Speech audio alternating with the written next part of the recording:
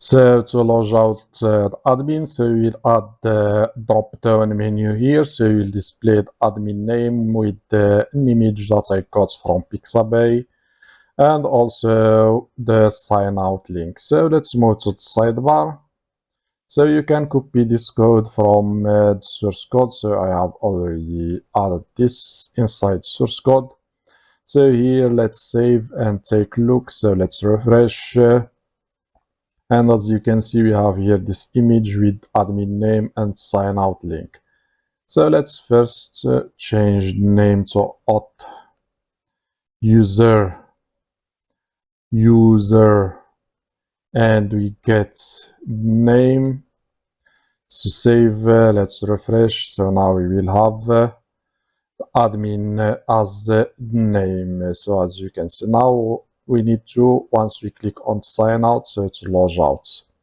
So to log out, let's add a form and give it an ID, which is log out form. So using this ID, so we will submit the form. So it will take us to the route which is logout that we have already defined, and the method will be post. So we need also the token. So let's use CSRF token, and now we have the form. So all we need now to do is once we click on this link. So let's use on click. So first we used event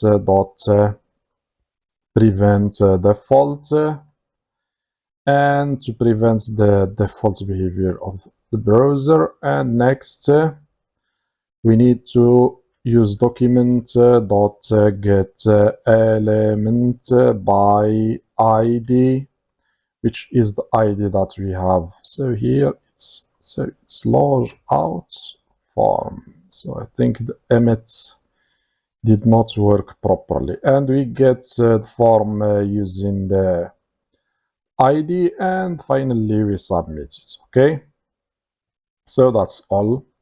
So let's refresh and see if it will work or not. So now we have sign out. So let's hit sign out, and we are logged out. Okay. So if we try to access the dashboard again, so I think it's admin dashboard or only dashboard. So I forgot the path. So I think it's only dashboard, not admin dashboard, or not dashboard, just the home page. So we are directed to the login. So let's try to log in again.